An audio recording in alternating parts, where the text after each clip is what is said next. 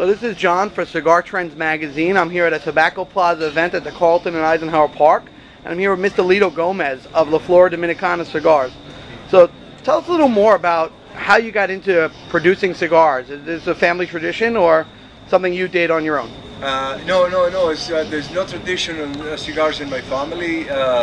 This is something that my wife and I started back in 1994, 19 years ago.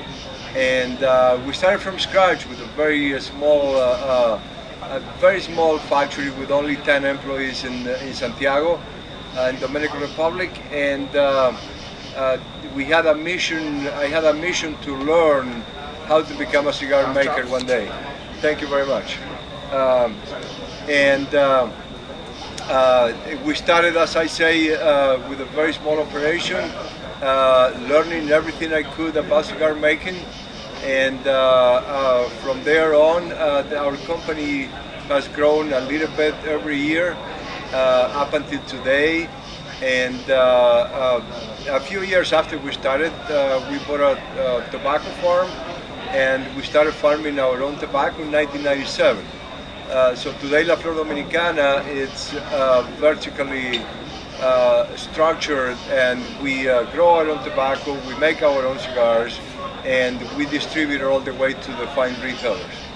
Now, do you think you had any advantage as not having family in the business? Like, some people tend to think like, all right, we have family in the business, we're the masters at this. But do you think you had any kind of edge coming into it fresh and learning from scratch? Was there any advantage to that for you? As I found out, yes, you know, it is very difficult when you have to learn a lot of things from the beginning, the whole process from scratch. It's really hard as far as learning everything, and it takes a few years. But nonetheless, I think that not having ties to the past and not being tied to do things the same way that my father or my grandfather would have done it, I think that gave me a lot of freedom to create, always respecting the traditions, but innovating and bringing a lot of new systems to the way we do things. Yes, absolutely, it gave me a lot of freedom to create. Excellent. Take us a little bit through what the process of making a new line of a cigar, making a new blend. How long is that process? What does it really entail for people who really just are on the smoking end that pick it up from a store, really don't know much about the process? Yeah. Okay. Depending on what exactly you're trying to do. For example, if I'm going to do a limited edition of cigars, which may be 30,000, 50,000 cigars, it's something that you know, you have a small amount of tobaccos to make that blend, and at that point the only process is to try different blends with the tobaccos that you have available, and different percentages of different tobaccos, and create a blend that you really like, and that you're confident that you are going to send that to the consumers and they're going to like them. That's a pretty easy process, and sometimes it happens in one day, or it can take weeks of testing different blends until you find the right blend, the one that you really like. On the other hand, if you're going to release a new line of cigars that is going to be produced continuously, now, you know, from the moment that you have the blend that you like to release, it takes from 2 to 3 years of accumulating this type of tobacco that you are going to have in that blend, to make sure that you have continuity of these materials in order to have the consistency of the blend year after year. So it's, in that case, it's not only about having the right blend, but also having the certainty that you are going to have those same tobaccos continuously for many years. Once you start it, they're going to want them, pretty much, right? Yeah. So tell me a little more about the relationship with Tobacco Plaza, and why craft a cigar for a cigar shop. Tell us what the special, you know, relationship there is. Well, Tobacco Plaza is one of our very special friends.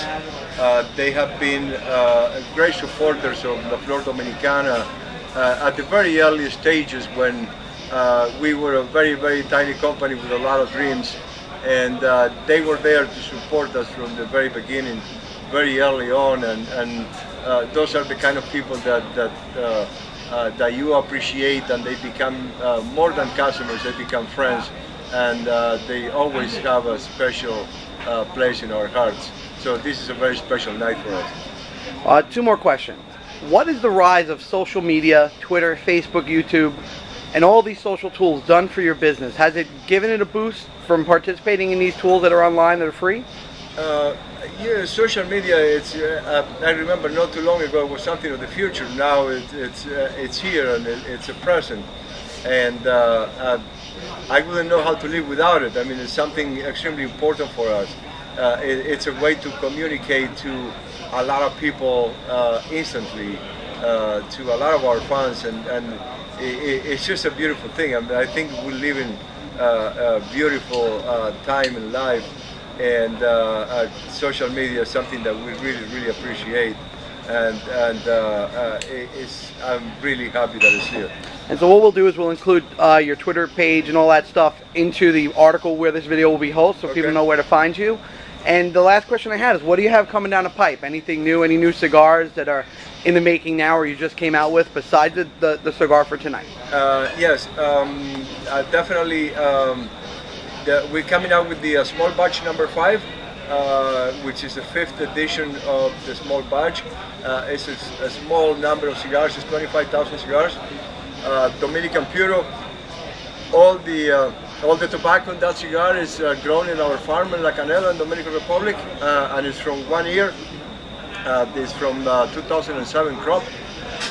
Very, very special cigar, very full body, with a lot of flavor. Really, really incredible blend that we have come out with this year. So we're very happy with the small batch. And then we bring in a 64 ring gauge into the market on the Ligero line, which is the first time that we have a 64 ring gauge cigar. It's the biggest, the thickest cigar that we ever made.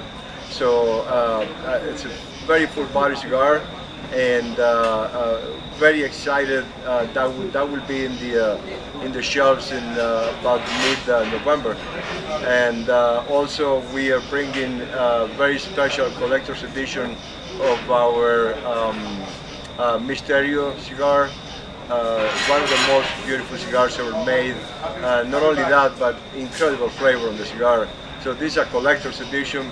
It is a piece of art, and wonderful cigar as far as taste and the looks of the cigar.